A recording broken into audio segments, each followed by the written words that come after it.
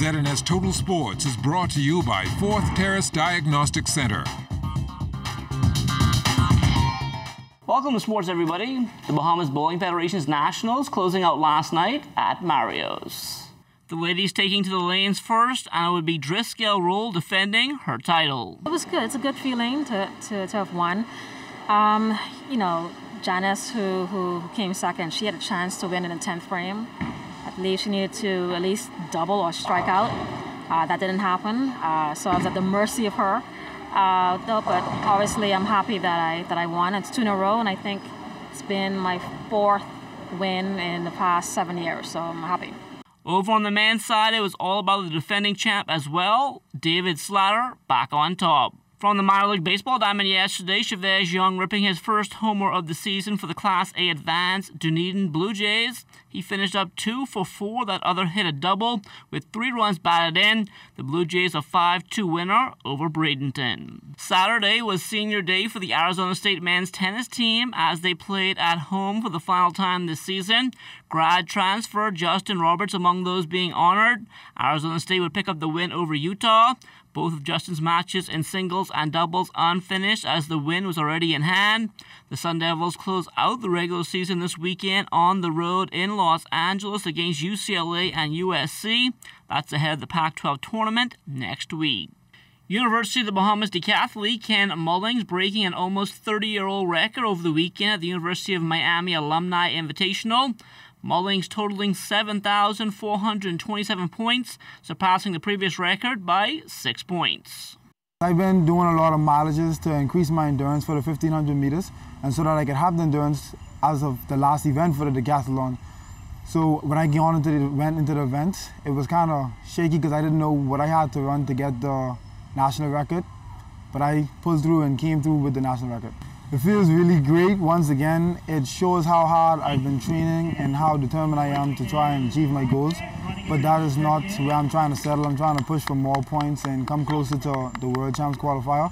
So at least then they'll know that I am trying to make a name for myself for the Bahamas as a decathlete. Former B3A's boss Mike Sands looking to take his track and field game to an even higher level. He will run for the same post when the North American, Central American, and Caribbean Confederation hold their elections later on in the year. CRIFT is one of the launching pads where there's about 26 member federations that will be there, and the majority of them are from the NACAC region. A few are not members of the voting bloc, but we've been on the ground talking to people, phone calls, communications.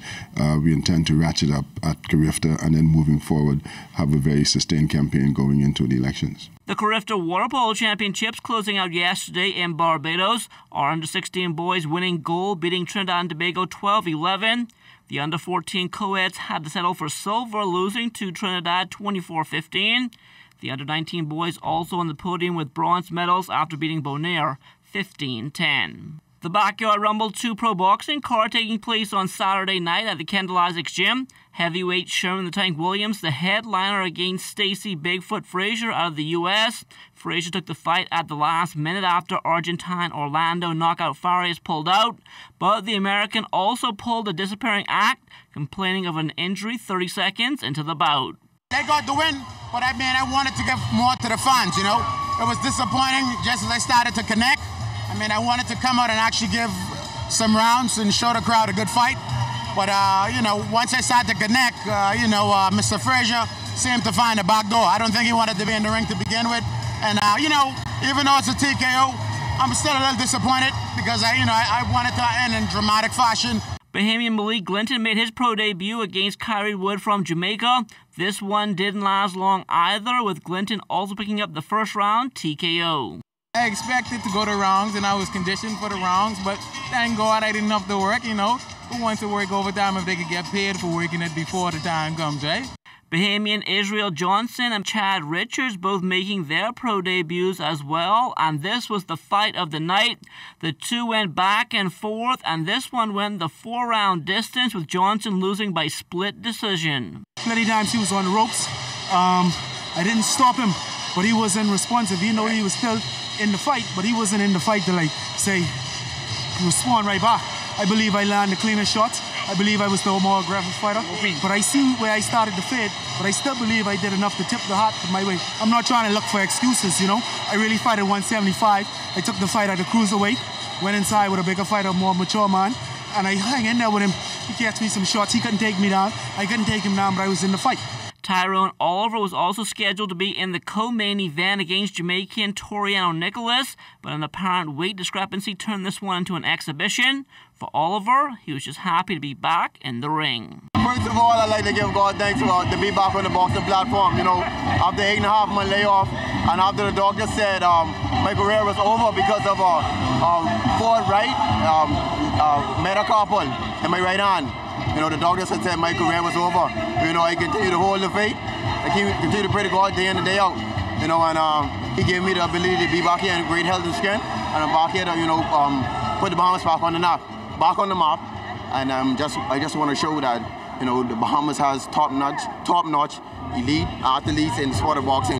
The Bahamas Rugby Football Union's Heineken Cup taking place on Saturday at the Winton pitch. After trailing 14-6 at the half, the Buccaneers made a comeback, but it would be too little too late as they fall to Bailu 26-24. We always start slow and always pick it up second half, and you know, we did. We showed flashes of that. They just capitalized on a couple of mistakes that we made, and ultimately they took the game. The Bahamas Basketball Federation's Bunny Lavardi round-robin nationals coming to a close on Saturday night. After losing to the Reach-Out Saints from Grand Bahama last year, the New Providence champs, the Breezes High Flyers, flipping the script with an 80-71 victory. It shows that hard work pays off, and once you put God first and you work hard, you'll be rewarded. We moving up to Division 1, and we're going to go up there and see just how good we really are.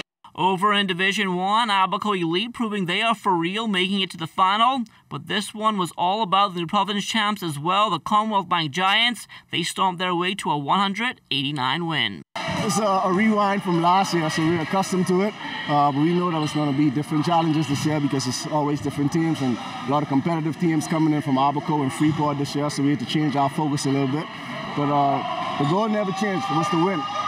Win and win. It was the only thing we was thinking about all day. They were a lot better this year, especially Abaco. I know some of these guys from national team and also from Freeport. They had a good team. I'm very impressed with their team. Very impressed with the turnout from the Palmy Islands as well. The BBF also with elections over the weekend. Former First Vice President Mario Boleg, now the new president, with his entire slate going in unopposed. The associations understand that basketball has moved to another level over the last 8 years, and knowing that persons like myself and others who are vying for these positions, who are part of the previous slate, understand that we know what it takes to get basketball to level. That is the reason why it was smooth. They trust us, and we assure them that we will do well.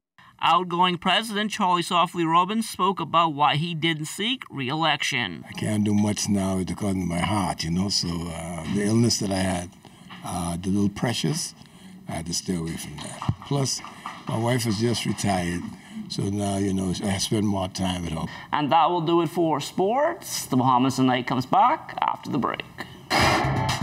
ZNS Total Sports is brought to you by 4th Terrace Diagnostic Center.